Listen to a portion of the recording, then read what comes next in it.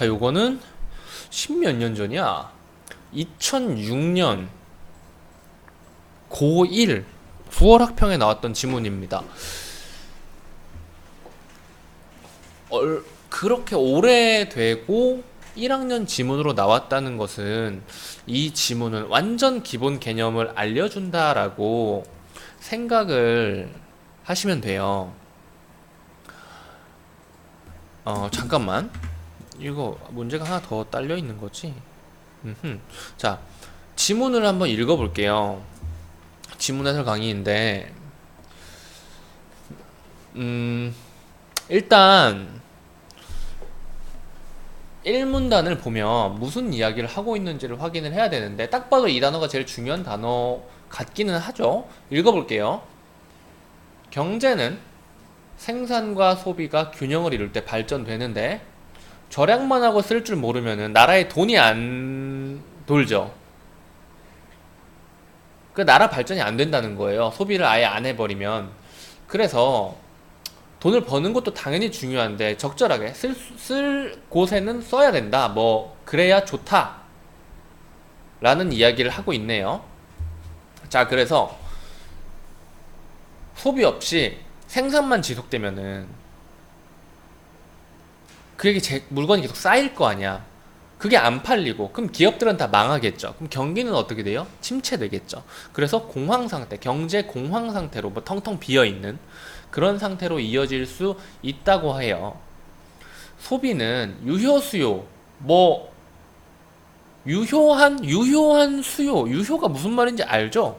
이게 정확하게 뭐 사전적 정의를 제가 설명을 해줄 수는 없을 것 같은데, 그러니까 구라 수요가 아니라 진짜로 쓸 수 있는 수요, 사려고 하는 마음이 있는 그런 것을 이야기하는 것 같네요. 그게 있을 때 발생을 하는데, 이때 유효 수요란 돈을 주고 물건을 살 수 있는, 그쵸? 구라 수요가 아니라 진짜 수요를 말하는 거죠. 이 유효 수요 같은 경우에는 거시경제, 그러니까 나라 기준의 그런 경제를 배우게 되면, 문과 학생들은 대학교 1학년 때 다 배우게 될 텐데, 그때 배우게 되면은 이 뭐 거시경제, 케인즈 이런 거에 대해서 배우게 됩니다. 근데 이 수업 자체도 이걸 배우려면 되게 오래 걸려요. 자세한 부분까지 들어가려면 몇 시간 걸린단 말이야. 여기에서 그냥 말해주는 것만 그냥 간단하게 이해해주는 게 훨씬 좋습니다. 자, 그래서 실제로 구매력을 갖고 있는, 구매력이 뒷받침되는 수요라는 녀석을 이야기를 하고 있어요. 이 문단 가보면은 1문단 유효 수요, 그리고 뭐 생산과 소비는 서로 뭐 연관되어야 한다, 뭐 이런 이야기를 했다고 볼 수 있겠죠. 이 문단 가봅시다. 유효 수요의 중요성은 케인즈가 경제 대공황의 해결책으로 제시한 유효 수요 이론에서 처음 제기되었다 라고 하죠. 이거 사실 확인 문제, 이런 거 문제 내기 엄청 좋지 않냐? 유효 수요의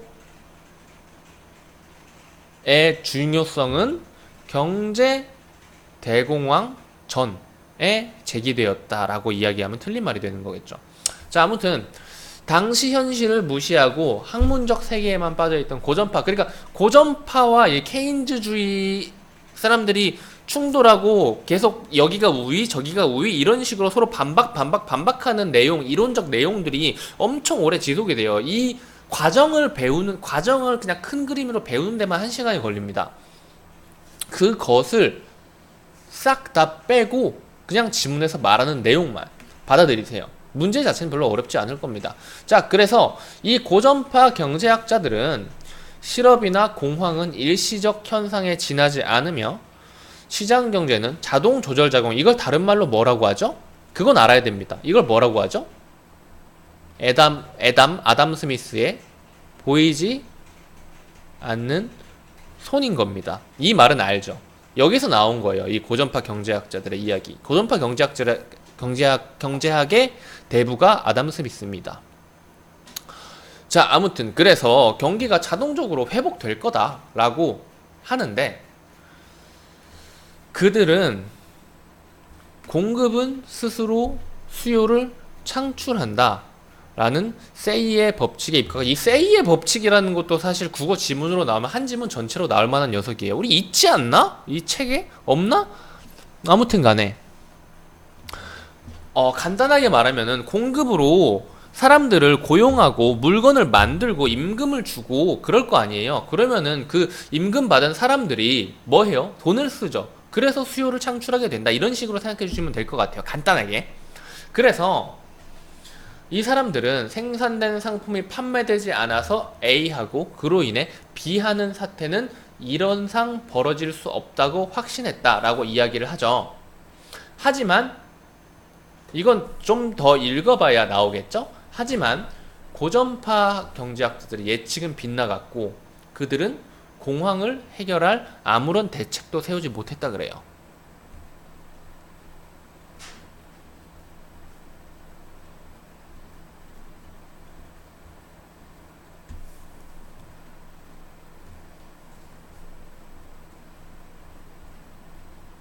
저 경제 대공황 때문에 케인즈주의가 대두가 된 겁니다.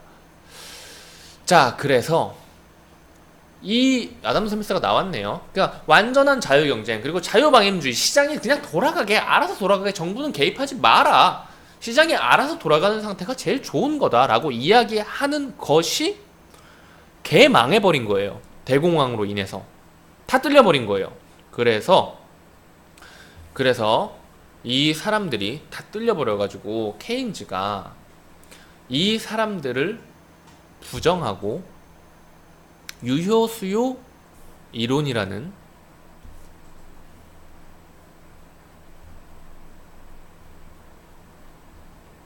것을 말합니다. 큰 흐름에 대해서 이야기를 해주고 있는 거죠, 지문이. 자, 그래서 이 이론의 핵심은 기업의 생산량은, 그러니까 세이의 법칙에서 무슨 이야기를 했어요? 공급이 수요를 창출한다고 했는데 이 유효 수요 이론에서는 이 이론의 이름에서 알 수 있듯이 기업의 생산량인 이 공급은 투자와 소비를 합한 유효 수요의 크기에 의해 결정된다. 그러니까 이거는 세이의 법칙과 반대되는 말인 거예요. 무슨 말이냐? 수요가 정확히 말하면 유효 수요죠. 공급을 창출한다라는 말이 되는 겁니다. 그래서 이 케인즈는 유효 수요 이야기를 계속 해요. 대공황도 결국은 이것 때문에 유효 수요가 감소해서 생겨난 거다. 그래서 기술 발전으로 생산성은 향상됐지만 그에 상응할 만큼, 생산성이 향상된 만큼 돈을 받지는 못했다. 그렇기 때문에 생산이 원래대로라면은 방금 전에 이야기했죠. 맨 처음에 생산과 소비가 하트를 만들어야 되는데 원래는 하트였는데 생산이 이만큼 늘어났는데 소비가 이만큼 늘어나가지고 이만큼의 갭이 발생해 버린 거예요. 이게 비어버렸다는 거예요. 그래서 이게 뭐예요? 과잉 생산, 다른 말로 치면은 똑같은 말이죠. 과소 소비가 됐다는 겁니다. 생산이 너무 과하고 소비가 너무 적다. 그래서 이에 케인즈는 유효 수요의 창출을 주장을 했습니다. 무슨 말이냐? 정부가 과감하게 투자할 것. 이 바로 앞지문에서 정부 지출 나오죠?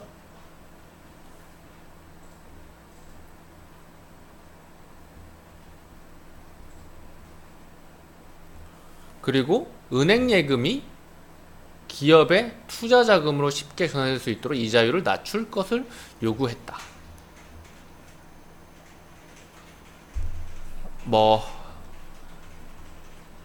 대출 완화라고도 생각을 하면 될 것 같아요. 그런데 이 이자율을 낮춘다는 게 사실은 두 가지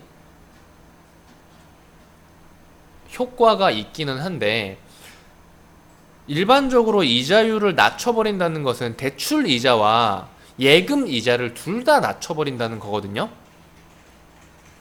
그쵸? 아, 맞네, 맞네. 내가 생각을 살짝 잘못했네. 그러니까 이자율을 낮춘다는 것은 요 두 가지 효과를 일으켜요. 여기다가 쓸게요. 이자율을 낮춘다는 것은 우리 이 바로 앞 지문에서 지문 문제 강의하면서 이야기를 했었는데, 가계와 기업과 정부가 한 나라를 구성을 합니다. 여기에서 만약에 이자율을 낮추면, 이거 굳이 안 얘기해도 됐을 것 같은데, 이자율을 낮추면 가계의 입장에서는, 그리고 기업의 입장에서는 이자율이 낮아지니까 내가 은행에 돈을 예금을 해도 그걸로 뽑아먹을 수 있는 이자가 적단 말이에요. 그러니까 예금을 안 하겠죠. 가계의 돈은 소비 또는 저축이 되는데, 저축이 줄어들었다는 것은 소비가 늘어났다는 말, 이 앞지문이랑 똑같은 이야기 하고 있는 거예요. 소비가 늘어난다는 말이죠. 소비가 늘어난다는 말은 뭐죠? 유효 수요가 늘어난다는 말입니다.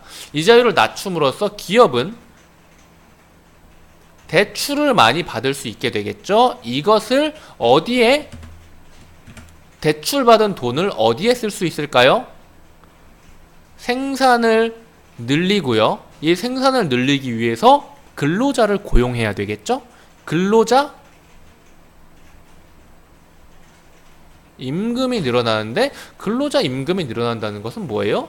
소비가 늘어난다는 거죠. 이런 식으로 그림이 그려지는 거예요. 그런데 더 읽어봅시다. 그래서